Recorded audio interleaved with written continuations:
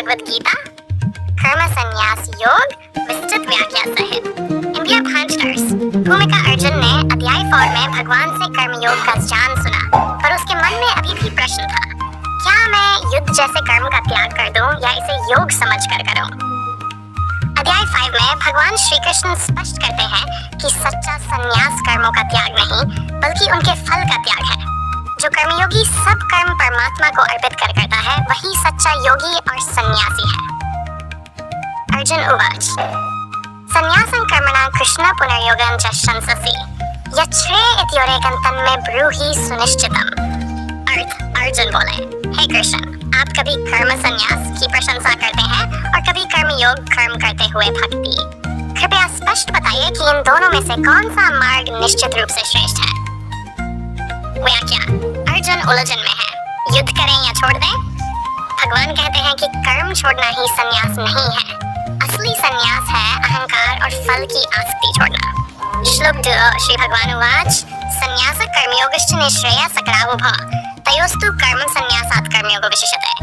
अर्थ, भगवान बोले, संन्यास और कर्मयोग दोनों ही साधक के लिए कल्याणकारी हैं, पर कर्मयोग संन्यास से श्रेष्ठ है।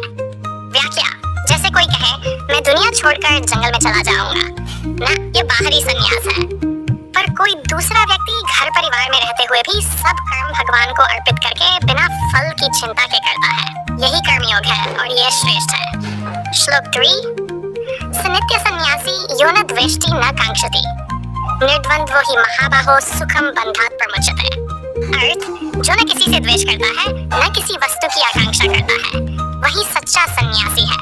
जो द्वंद्व, सुख दुख, लाभ हानि से ऊपर उठ गया है, वह बंधन से मुक्त हो जाता है। जीवन प्रयोग, अगर हम हर काम में मुझे क्या मिलेगा या लोग क्या कहेंगे सोचते रहें तो हम बन जाते हैं। लेकिन जो व्यक्ति फल की चिंता छोड़कर केवल कर्तव्य करता है, वही वास्तव में मुक्त है। श्लोक 4 संक्षिप्त अर्थ, कर्मयोगी और सन्यासी दोनों का लक्ष्य एक ही है, अंतर केवल मार्ग का है। जो व्यक्ति वास्तविक ज्ञान प्राप्त कर लेता है, वह दोनों मार्गों को समान देखता है, पर कर्मयोग अधिक सरल, व्यावहारिक और सबके लिए संभव है। उदाहरण, किसी को मोक्ष पाना है, वह चाहे मंदिर में पूजा करके, चाहे घर में सेवा करके, चाहे योग साधना करके, यदि सब कर्म भगवान को अर्पित है तो लक्ष्य समान है। योगी की विशेषताएं, जिसने इंद्रियों और मन को जीत लिया है, वह सदा शांत और निर्मल रहता है। वह कर्म करता है पर कर्म से बंधता नहीं। जो व्यक्ति कर्मफल का त्याग करता है, वह शांति पाता है, और जो फल की इच्छा करता है, वह बंधन में फंसता है। आधुनिक उदाहरण, एक डॉक्टर यदि मरीज की सेवा धन कमाने के लिए करेगा तो तनाव में रहेगा। वही डॉक्टर यदि सेवा के भाव से काम करेगा तो उसे शांति मिलेगी। श्लोक 3-16 आत्मनियंत्रण और समत्व, जो मन और बुद्धि को संयमित करके सब कर्म भगवान को समर्पित करता है, वह कभी पाप से नहीं बंधता। ज्ञानी व्यक्ति सबको समान दृष्टि से देखता है। ब्राह्मण, गौ, हाथी, कुत्ता या चांडाल, सब में एक ही आत्मा है। हमें हर इंसान में ईश्वर का अंश देखना सीखना चाहिए। जो सबके साथ समानता से व्यवहार करता है, वही सच्चा योगी है। श्लोक 7 स्थित योगी, जिसने अपने मन को परमात्मा में स्थिर कर दिया है, वह आसक्ति, मोह और पाप से मुक्त हो जाता है। ऐसा योगी न बाहरी सुख में उल्लसित होता है, न दुख में खिन्न होता है। वह सदा संतुष्ट रहता है। उदाहरण, यदि किसी को सम्मान मिले तो वह फूल कर घमंड से भर जाता है, और यदि अपमान हो तो टूट जाता है। पर योगी इन दोनों स्थितियों में समान रहता है। श्लोक 6 सच्चा सुख कहाँ है? इंद्रियों के विषयों से मिलने वाला सुख क्षणिक और दुखजनक है।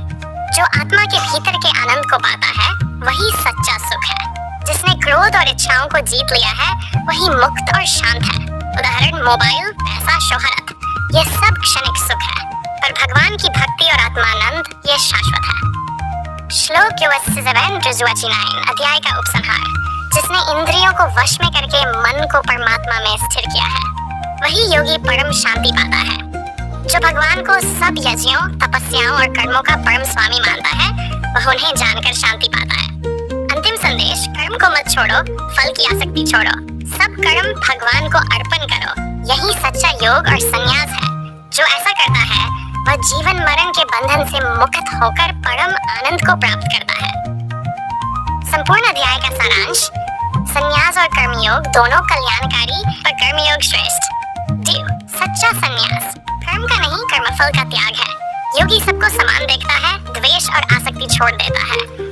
सच्चा सुख आत्मानंद में है, न कि भौतिक विषयों में। भगवान को सब कर्म अर्पित करने वाला योगी परम शांति और मोक्ष को पाता है।